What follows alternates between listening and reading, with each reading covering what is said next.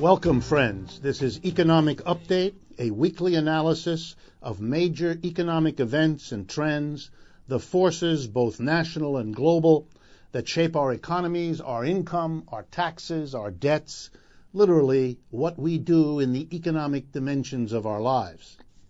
I'm your host, Richard Wolff. I've been a professor of economics all my adult life at several universities. Currently, I teach as a visiting professor in the graduate program for international affairs of the New School University in New York City. I also write columns of economic analysis for the website truthout.org, a courageous source of independent news analysis, and commentary every day. If you're interested in the kinds of analysis we do on this program and would like to pursue them, please be aware that we maintain two websites available to you free of charge 24/7, and we put a lot of material on there precisely to elaborate and extend what we do on this program. The first website is rdwolff.com, and the second website is democracyatwork.info.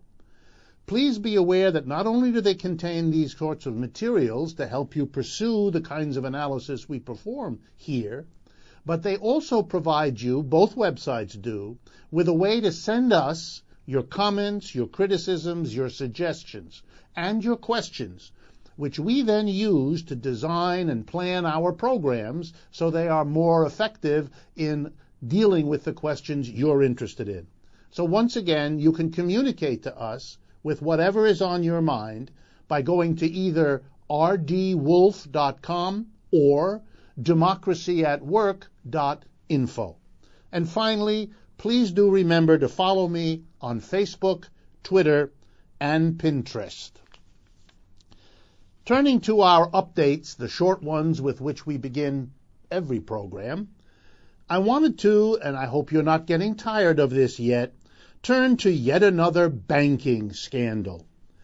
Before I get to the new one that's exploded over the last week, I want to remind you that banks, major banks in the United States, and indeed in many other countries, have already been caught, exposed, and required to pay huge fines, not huge for them, but huge for what we're used to, for doing the following things: illegally and unethically manipulating interest rates around the world. This was known as the LIBOR scandal and is continuing as the investigative agencies around the world probe what the banks did. Second, banks have been caught and fined for money laundering, taking the money of illegal and criminal interests and moving it through the banking system so it can't be detected as to its origins. Third, for charging excessive fees to credit card users, borrowers, and others. And finally, a couple of weeks ago, huge fines for manipulating the mortgage market. So, what's new? Well, now it turns out major banks also manipulated the foreign exchange market. Let me briefly remind everyone what that is. Whenever you buy something from a foreign country or we sell something to another country, there has to be a change of currency.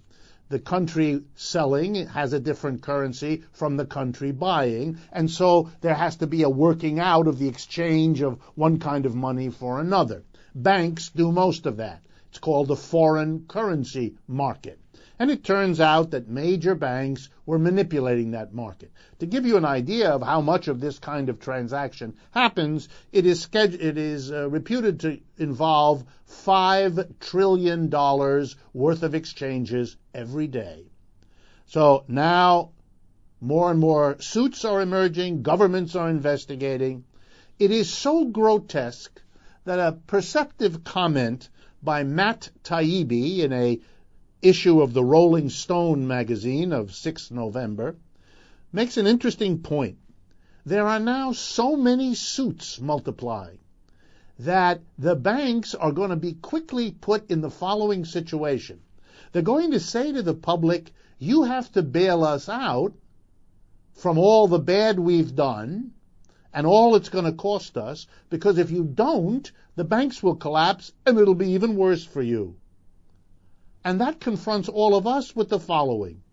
We are going to have to come up with a vast additional money to bail out the private banks whose unethical, illegal manipulations have not only brought us this crisis, but cost so much money that there's really no way for this system to work. In a rational society, this situation would long ago have led people to understand that relying for our monetary system on private profit-seeking banks generates a level of abuse, illegality, waste, and risk that makes it absurd not to make a transition to public banking that would at least be transparent and accountable in a way that the private banks never are, unless they need us to bail them out from their failed speculations and their shady deals. The second update for today is also about banking, but this time banking in a particular country, Ireland. Ireland did a strange thing. It went on a boom in the early years of this century, led by its, how surprising, private banks. And those private banks lent money to folks who couldn't pay it back, made speculations which went bad, abused their near-monopoly power in the money markets of Ireland. And so when the crisis of capitalism hit in 2007 and 2008, the banks collapsed. But when they did so, they turned to the government, which bailed them all out. And the way it went in Ireland was as follows. The government of the people of Ireland simply guaranteed all the debts, all the deposits placed in these private banks. In other words, when the private banks failed, lost money, became unprofitable, got caught up in unspeakable lawsuits, the government simply came in and bailed it out. Private bank debts became the debts of the whole Irish people, as in the Irish government. And when foreigners who had lots of claims on Irish banks because they had lent them money demanded to be paid back, the Irish government honored the debt. That's quite different from what the Icelandic government did, as I have reported in earlier programs. So where does that leave Ireland? In a terrible condition. It can't afford to work its way out of the crisis because it is overloaded with debts to both private interests in Ireland and foreigners, and it has to use all its resources to take care of them. Results. Unemployment in Ireland today, 13.5%. That's nearly twice the rate of the United States, and the United States has a serious unemployment problem. Back in 2006, unemployment in Ireland was 5%. So you can see we're getting close to 3 times the unemployment rate before this crisis hit and before the Irish banks went belly up. And the 13.5% unemployment in Ireland, of course, doesn't count the tens and perhaps hundreds of thousands of Irish young people who have been emigrating from that country, as so often happened in the long history of Ireland, because they can't get work, because they can't have a future, because they can't survive. Nor is that all. Desperately trying to raise money, the Irish government is selling off the assets of the Irish people. Gas and power facilities built with public money to serve the public interest are being sold to private profit-making capitalists. The government of Ireland has a 25% stake in the Irish airline Aer Lingus, and it's putting that up for sale so that the government will no longer have any say over what kind of international air service connects the island of Ireland to the rest of the world. The official of the International Monetary Fund, who used to be in charge of Ireland, refers to the conditions there as, quote, drastic. So serious are the problems of Ireland, Greece, Italy, Spain, Portugal, and other countries that a tiff erupted over the last month when a report prepared in the International Monetary Fund came up with the following idea. We might need, the writers of this report said, a wealth tax across the world, or at least across Europe, and a significant one, 5-10%, to raise the money to save and bail out the banks. That's right. The failure of private enterprise banks through their own speculations, their illegal behavior, and so on, may have to be paid for by generally tapping the wealth of everybody in Europe. This is extraordinary. This is literally Robin Hood in reverse. You're going to tax everybody to keep going a decrepit, failed, illegal, impossible private banking system. Fortunately, there is a movement in Ireland called the Public Banking Forum of Ireland, which is taking the lead in pushing in Ireland for the obvious solution, which is to build up a network of public banks that will not behave in the disastrous failure manner of private banks in Ireland. And what goes for Ireland goes for other places too. Third update. Johnson & Johnson, a leading pharmaceutical company in the United States, agreed over the last week to pay a fine of, ready, $2.2 billion in civil and criminal penalties to settle accusations that it improperly promoted the antipsychotic drug Risperdal to older adults, children, and people with developmental disabilities. Let me say that again. The private enterprise pharmaceutical company Johnson & Johnson improperly promoted an antipsychotic drug to older people, children, and folks with developmental disabilities. I can't say what's in my mind, so I'll just quote to you what was said by United States Attorney General Eric Holder in announcing the agreement he had gotten from Johnson & Johnson. I'm quoting now Mr. Holder. Recklessly put at risk, he's referring to J&J, recklessly put at risk the health of some of the most vulnerable members of our society. Well, that's being really polite. But lest you think that there's anything exceptional about Johnson & Johnson, let me point out that there have been similar agreements reached over the psychological drug Zyprexa with the Eli Lilly Corporation, Senequel with the AstraZeneca Pharmaceutical Corporation, and Depakote with the Abbott Pharmaceutical Corporation, now with the new name AbbVie. And indeed, SmithKline and Pfizer, the two remaining giants of private profit pharmaceuticals, have also reached recent agreements. What do we have?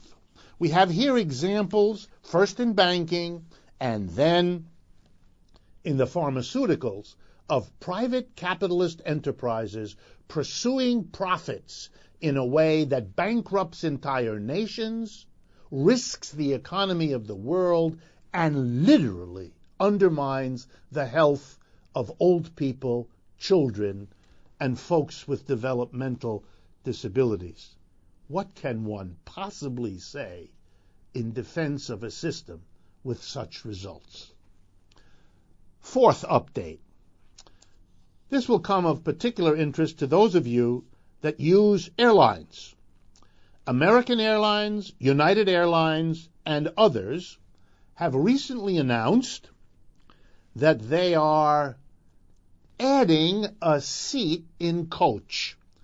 I here rely on a Wall Street Journal article and Wall Street Journal Online of October 23rd. This caught my eye. The seats, in order to add another one, all the seats will have to become narrower, so that the seat that you will be sitting in an airline, if you unfortunately travel in coach, will now be 17 inches across. Let me explain.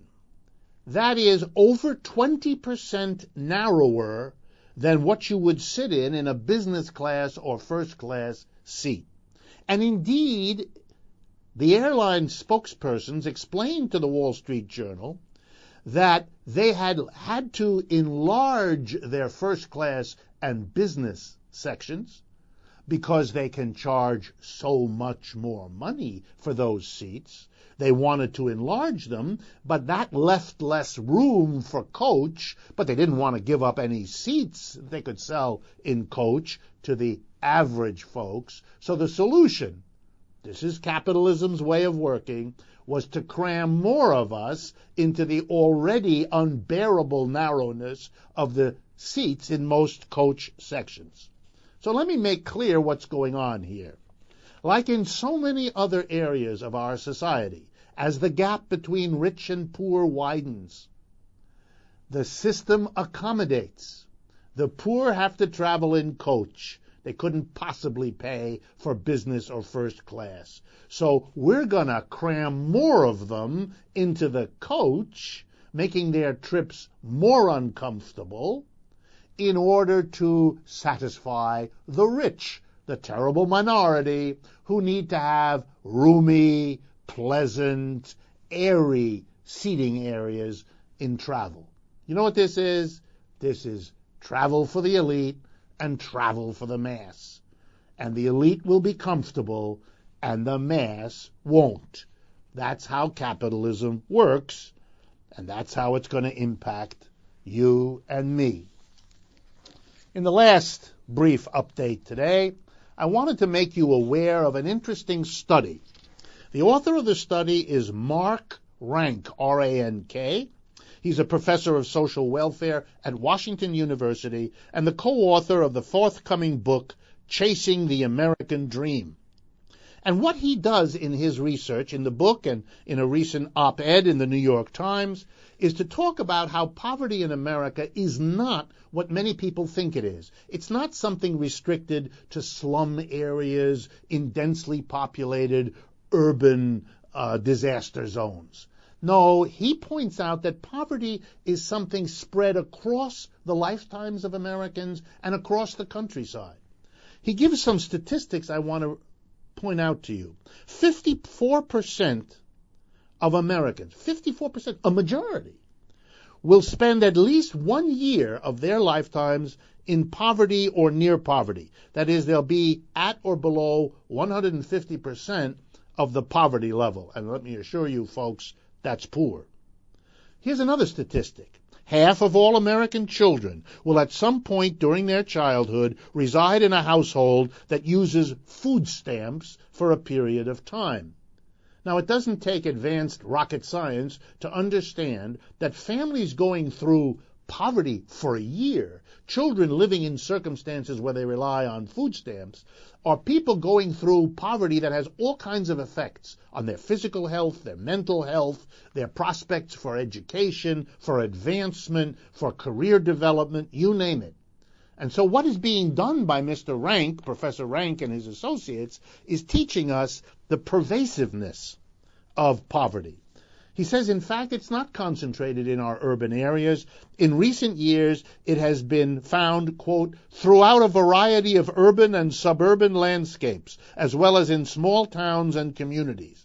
This dispersion of poverty has been increasing over the past 20 years, particularly in our suburbs. Last point he makes. In a bizarre twist that he finds mysterious, Americans seem to think not only that poverty is concentrated and affects few people when the opposite is the case, but they also seem to think that people in poverty get all kinds of help from the government. Here's what Mr. Rank, who's done the research, finds. Quote, we being the United States, we currently expend among the fewest resources within the industrialized countries in terms of pulling families out of poverty and protecting them from falling into it. And the United States is one of the few developed nations that does not provide universal health care, affordable child care, or reasonably priced low-income housing. Now, here comes the sentence I want you to think about as I quote from Professor Renk. As a result, our poverty rate is approximately twice the European average. Wow. Wow. Something to think about. Okay. We turn now, as we often do on this program, to a major discussion of a major problem. And typically these are problems that you, in your comments, sent to us through our two websites, rdwolff.com and democracyatwork.info. These are comments and discussions based on what you have told us. So the first one concerns the teaching of economics at university level. And over the last couple of weeks, there has been quite a to-do about the protest of students at Manchester University in Great Britain. They formed themselves into what they call the post-crash economics society.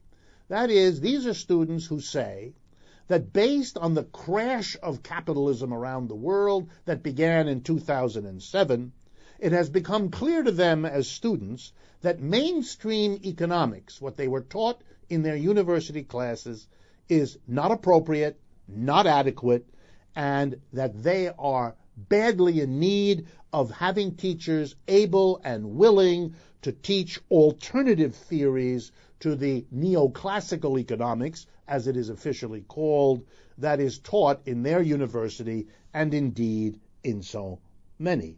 They point out that their professors did not see this crash coming.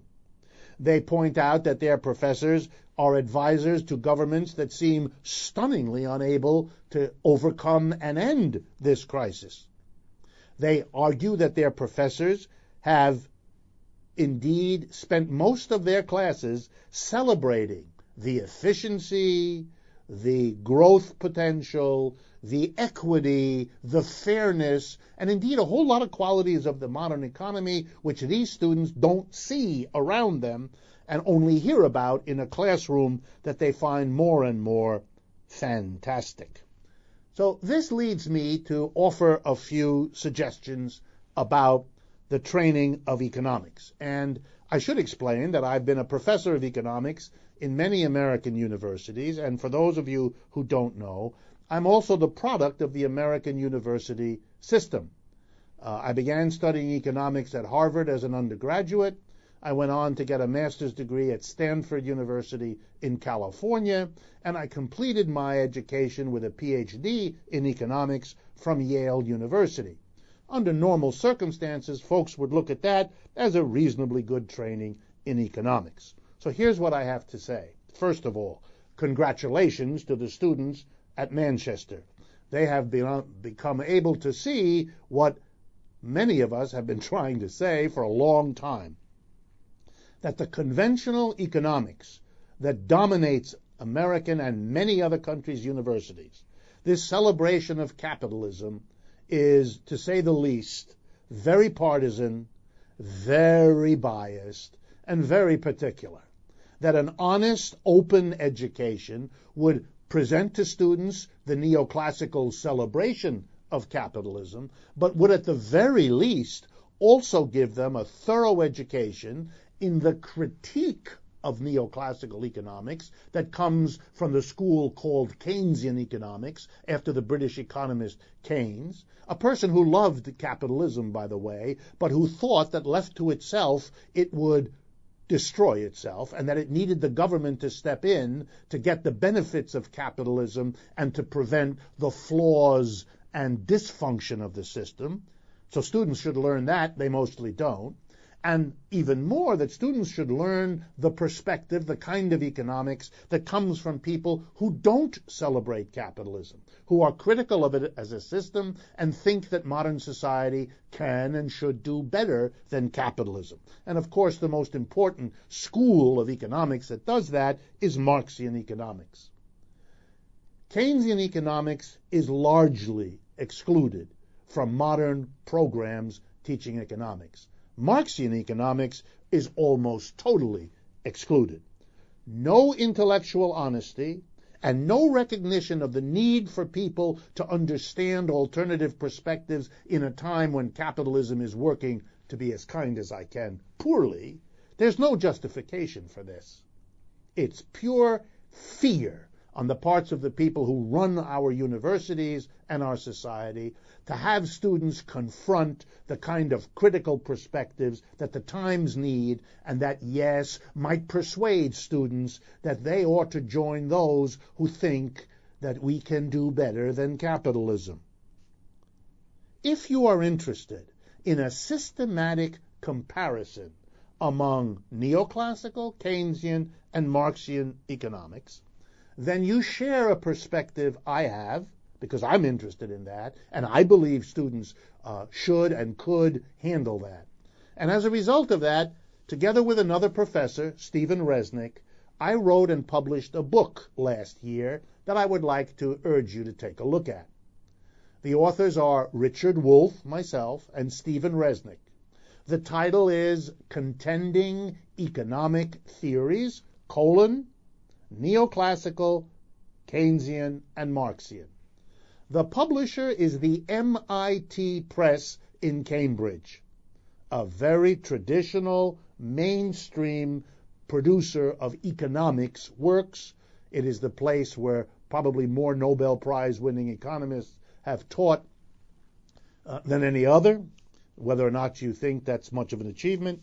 But here is a book that is now used in many colleges and universities across the country, where you have at least a faculty member willing to buck the trend and actually expose students systematically to a book that compares neoclassical, Keynesian, and Marxian perspectives so that students can begin to make use of them and think about them and integrate them in their own work.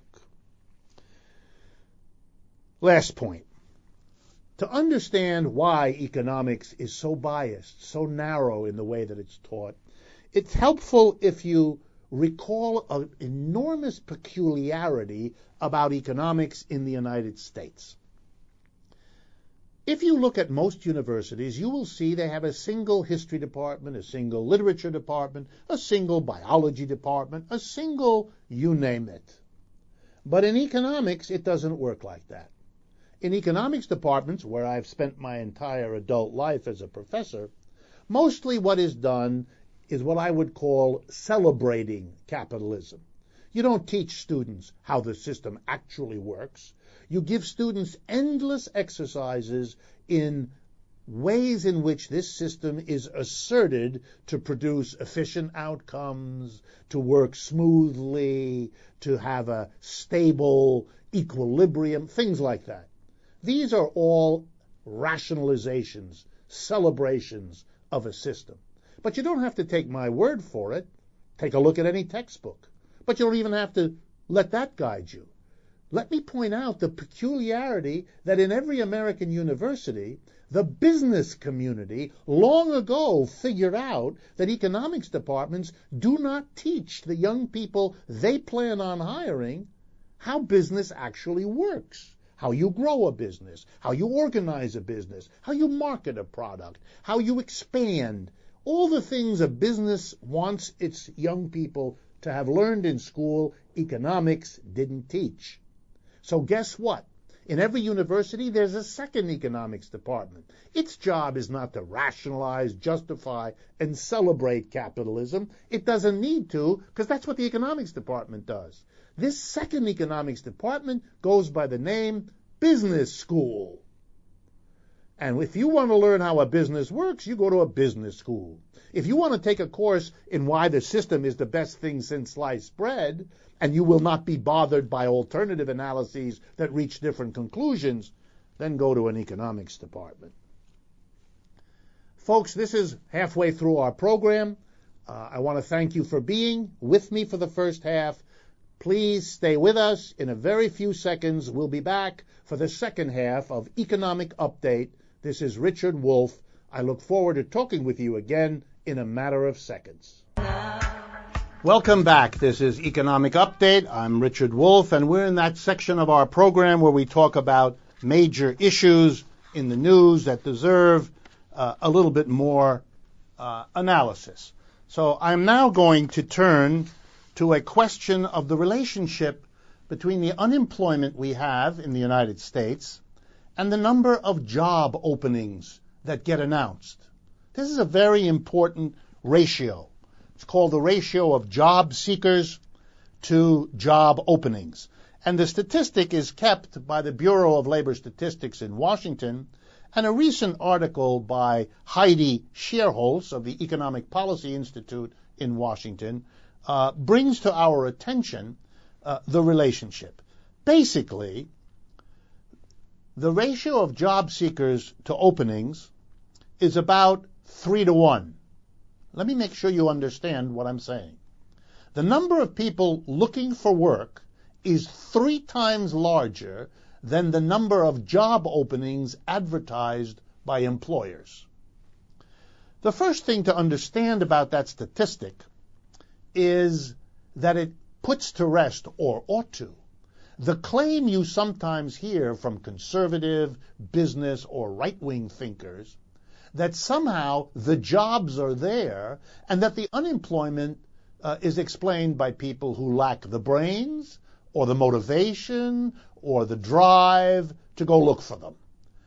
The truth of the matter is, as the government reports and as everyone knows who pays attention, that we have unemployment because, in the words of the Bureau of Labor Statistics, the job seekers are 3 times larger than the job openings. But I want to go and take this idea a bit further with you. I want to examine what is rarely discussed, which is, what are the costs of all of this unemployment? The official rate in the United States, about 7.5% now, is huge. It means millions of people have no work. If you add those who have stopped looking, and you add those who have a part-time job but want a full-time job, then we're talking about many millions, 10, 20 million Americans. So let's talk about what that's like in economics. First, what we lose is what these people could produce. I have said this before, but it's worth saying again.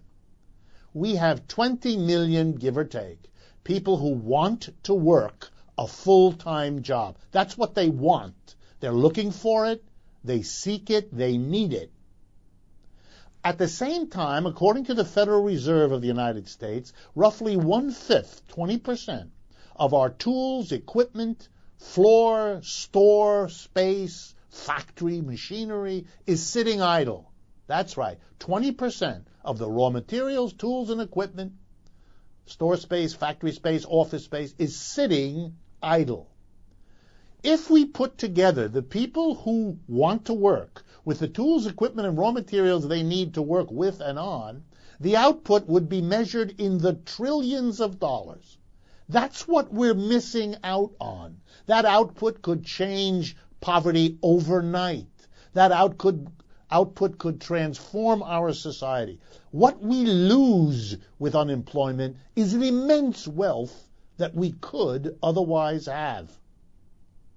Does that then justify doing nothing to overcome it? Living with it these last 6 years? Let me look at this unemployment problem a second way. What are the costs directly of high unemployment? I don't mean now what we don't do in the way of production that we could and should do. No, I'm saying, what are the costs of all those people unemployed? Well, here's what we know. We know that unemployment is associated with physical illness, mental illness, alcoholism, family tension, family breakup, divorce, criminal activity. Wow. The more you put people in an impossible unemployment situation, the greater the strains, and all of the things I just mentioned incur costs, extra medical costs for mental and physical disease, extra support for people whether it be food stamps or unemployment compensation, there are enormous billions and billions of dollars of costs.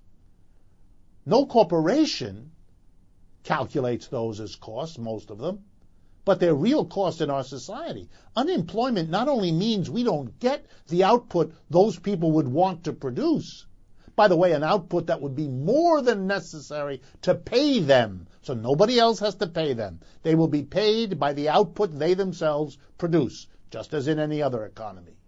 But not only do we forego the output they could produce, and the payment that would be for them, and the benefit for all of us, but we also incur the enormous cost of not doing it. And here's a last point. Suppose we believed, I don't, but let's suppose, for the sake of argument, we believe that we really have 7.5% more people than there are jobs. Okay? We have more people than there are jobs. Another way of saying that is we have 7.5% more capacity to work than we need work done. Okay? There's two ways to handle that. The way we do, which is to say to 7.5% of the people, okay, the economy doesn't need a lot of work, so we're going to take it all out on you. You're going to have no work at all. You're going to be unemployed. You're going to suffer all the strains and stresses that go with unemployment. But there's, of course, an alternative way. You know how you could handle the excess of 7.5% people over the work we need done? You would cut everybody's work week by 7.5%. That works out to about 3 hours. So instead of the average work week being 40 hours in this economy, it would be 37. Everybody would be working 37 hours and getting 37 hours worth of pay. Everybody would be getting 3 hours of leisure they didn't have before. But since the companies need that work to be done, that used to be done by all those people working 40 hours, they would have to hire the 7.5% unemployed to do the work that the average 40-hour-a-week person wasn't doing anymore because it was reduced to 37. In simple English, this is called sharing the unemployment, making everyone in society deal with something which is never the fault of those people that are told it's all going to come out of your hide. Our society's imbalance between what we want produced and what we have in the way of workers is going to be solved by making some workers completely outside the system. That's not efficient, that's not fair, that's not democratic. But you know why that happens? Because if everybody had to cut their work, then suddenly everybody had to cut their income. Then suddenly everybody would realize whether unemployment really is a good idea because it affects you, each of us. And then maybe we'd have a society that would recognize the absurd costs and wastes of unemployment in a capitalist system and would not permit that to continue. Finally, I want to talk a little bit about a statistic that has been getting more and more attention. It's called labor's share. And here's what it means. Capitalists figure out how much of the output produced in our factories, offices, and stores is going to wages and salaries, income of people, and how much of the output is yielding profits and interest to capitalists. In other words, how do we share out the output produced by labor and capital between the two of them? And the statistics here are crystal clear. In the 1990s, labor's share was in the neighborhood of 66%, and in the new century that we're in now, the labor share has been dropping, and it is now around 62%. In other words, the portion of output going to working people, workers, earners of wages and salaries, is shrinking. And the portion of output that's going to the owners of businesses is rising. What about that?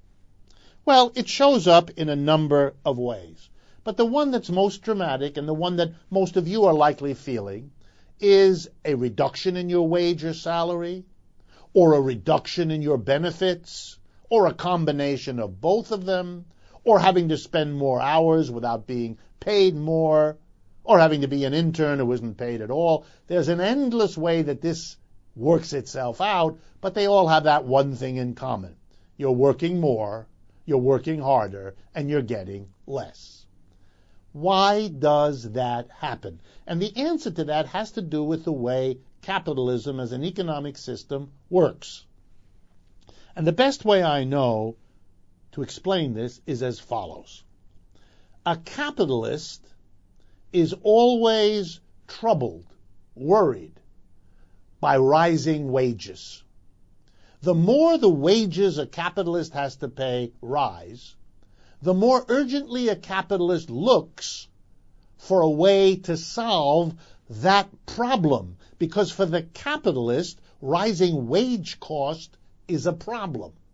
And the traditional ways that capitalists in the North America, Western Europe, and Japan, the traditional way over the last 30 years that capitalists have responded to the high wages of their workers is one of two things, or sometimes both.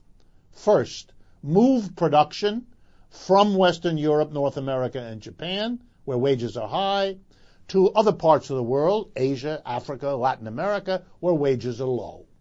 And the second way capitalists respond is to replace high-wage workers with machines, computers, robots, whatever. Now let's make sure we understand what I'm saying.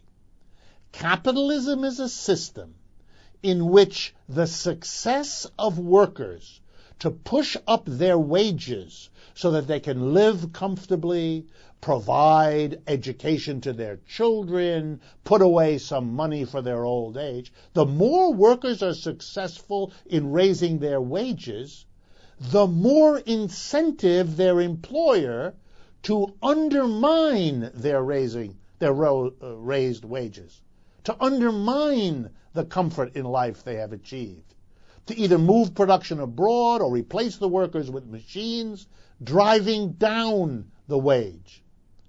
Nothing could better illustrate the fundamental reality of capitalist economic systems as being a conflicted system in which workers and capitalists have opposed interests that are central to the way the system works than what I've just said and what we are now experiencing. The United States was a place where wages rose for a long time. Most of the 19th century, most of the 20th century, until around the 1970s. At that time, conditions changed. Capitalists no longer had to pay higher wages, so they chose not to.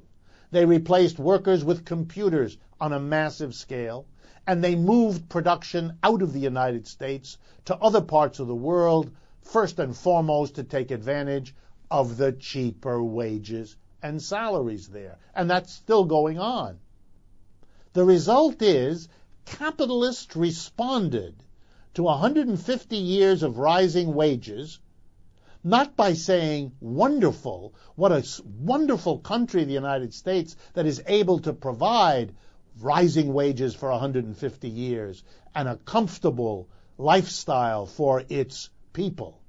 On the contrary, the way capitalism works, those high wages became the problem for capitalists to solve by automation and by the export of jobs, so that now we live with the fruits of that capitalist strategy and that capitalist feature.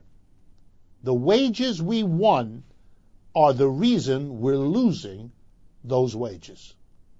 And if this strikes you, as inappropriate, unbearable, unjust, undemocratic, then your problem isn't with this or that employer or with this or that wage.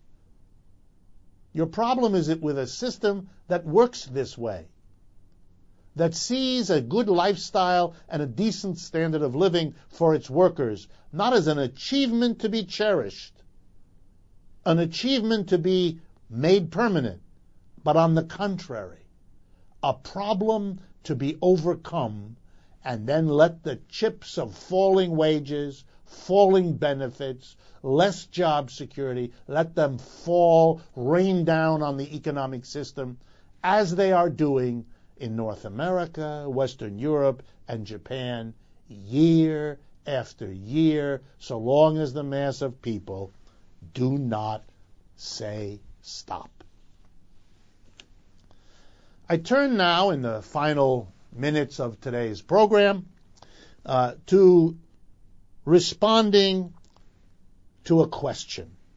And while there is a particular person, Louise, who sent in the question I chose, this is a question that basically has been asked by dozens and dozens of you over the year, and particularly in the last 3 months. I don't know exactly what explains this, but it's clear that many of you are thinking about this, feeling bad about it, so I wanted to bring it forward and talk about it. But I'm going to quote Louise. Everything seems controlled by big business. It seems as though there's nothing we can do. How can we go on? How can we maintain optimism when this seems to be a system that those at the top have really locked down to serve them at our expense? So let me respond. First of all, of course, I understand that feeling. I've shared it on occasion myself. I have friends and family who say such things from time to time. I know it's heartfelt. I know where it comes from. But I do believe it's mistaken. I guess my view here is, as an economist, but also as someone who lives and pays attention to what's happening in our society, that the old slogan, where there's a will, there's a way, makes a lot of sense. I think if you want to see the ways that change can come, you will find them, because they're there. That's not to dispute that those who run this society have a lot of levers of power, have a lot of ways to shore up, protect, and safeguard a system that serves them very well indeed. Yes, they do, and they would be very foolish folks if they didn't work very hard. They are, after all, the 1%. They are the minority. And the rest of us, for whom this system is no longer serviceable, we are the majority. And that puts them in danger. And they've figured that out, and they're trying to control the system so it doesn't threaten them. But there are signs. If there's a will, there's a way, and others have found the way. I'm going to pick just 2 examples, both of which hit stride last week. First, the election results. I live in New York City, and I wanted to say something about the mayoral race here in New York City. A fellow named Bill DiBlasio has won the election, Democratic candidate, replacing many, many years of Republicans in the mayor's office, the latest being Michael Bloomberg, who is now very unpopular, and indeed his unpopularity was very helpful to Mr. DiBlasio. Mr. DiBlasio was by far the most left-wing, or liberal, if you like, candidate in the big field in the Democratic primary, which he won. He came from behind when the election campaigns began. I believe he was ranked 4th and way down in the pack from the leading candidate, a woman named Christine Quinn. Ms. Quinn had the endorsement of all the major newspapers, Daily News, Post, New York Times. She was the darling of the real estate establishment that is very powerful here in New York. She had the unofficial blessing of Mayor Bloomberg, having been instrumental in getting the laws changed so he wasn't limited by 2 terms, was able to win a 3rd term, which the law, when he became mayor, had made impossible. She got that law changed for him, even though she was a Democrat. But all of those blessings, more money than anybody else, more support, all the rest, all of those turned from blessings into burdens for Ms. Quinn. When the votes in the primary were counted, she came in 3rd, and Mr. DiBlasio came in 4th. Mr. DiBlasio was a bit of a radical when he was a young person. The Republicans tried to smear him with charges of socialism and Marxism. That didn't go real well. In fact, didn't go anywhere at all, which is another sign of changing times that ought to tell something to people who are worried about what's possible. Mr. DiBlasio won a landslide victory. I haven't seen the latest numbers, but I believe in excess of 70% of the vote in a city election, which means he's one of the most popularly elected mayors in the history of New York City. He is committed to working closely with labor unions. He is committed to taxing wealthy people in order to provide a preschool and after-school program for poor children. He is doing and saying a number of interesting things.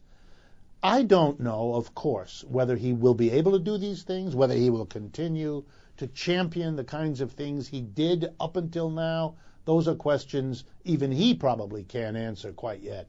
We will see, and I will be reporting to you how it goes. But it is important that in the major city of the United States, the center of its financial powerhouses that are more powerful now than ever before, a Republican lost to a Democrat overwhelmingly, and the Democrats chose the most liberal from among them to be the mayor of this city. Something is changing, and I think it's worth paying attention. The second example is something I have spoken about on several occasions, and I want to bring to your attention again. This has to do with activities in the city of Richmond, California. Now, Richmond, California is already unique. It has a female mayor. Well, you say that's not so unique. Okay, but it's still relatively rare in the United States. But here comes something even more rare. The elected mayor, Gail McLaughlin, is a Green Party mayor. Now, that's rare. That exists in very few towns and cities. The Green Party of Richmond elected one of their own mayor. Wow. Wow. But the most interesting thing that she's done to date, and she's done several, and she's very popular, has been to develop a new way of using what's called the power of eminent domain. The power of eminent domain is a legal principle, and it basically says a city, any city in the United States, has the right to take private property if it's needed for the well-being of the citizens of that city.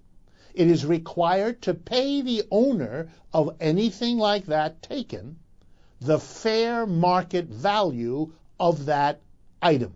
So, for example, when a city takes land to set aside to build a school or to start a industrial park or something like that, it is required to go through a procedure, pay the owner of that land the fair market value in the market, and only then can it take the land. But the private owner must sell.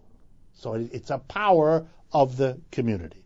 Here's what Gail McLaughlin and the city leaders of Richmond have decided to do. They are going to use the power of eminent domain to force the sale of houses in the city that are what we call underwater. That is, these houses are worth less in the market than the mortgage being paid by the people living in the house. So, for example, the house still owes, the people in the house owe $300,000 to the banks, but the house itself is only worth $200,000. This is causing people to abandon their homes are getting foreclosed, the city's financial situation is deteriorating, no taxes are paid on the house. It's a crisis for the city, and the city, to benefit everybody in the city, has decided it's going to go in, buy the houses for their market value, in my example, a $200,000 house, and turn around and say to the people, cash in your $300,000 mortgage, we're going to give you a $200,000 mortgage for the same house. In other words, this act of the city forces losses on the lenders to the benefit of the borrowers and the benefit of the city. A creative new use of eminent domain. And you know what's just about it? in any real borrower and lender relationship, risks have to be taken on both sides. The lender risks he won't get the money back. The borrower risks he won't be able to pay the money back and lose his house. We have seen millions lose their homes. We have yet to see lenders lose anything comparable. But yet the risks were on both sides, the liability is on both. What Gail McLaughlin, the Green Party mayor of Richmond, is doing is using a power for her community in a creative way. The effort of the lenders to block it is simply the effort to continue the privileges of the financial sector at the expense of everybody else. Thank you very much for your attention. This is Richard Wolff, Economic Update. And once again, I hope to see you next week. And do remember to follow us on Facebook, Twitter, and Pinterest. Thank you.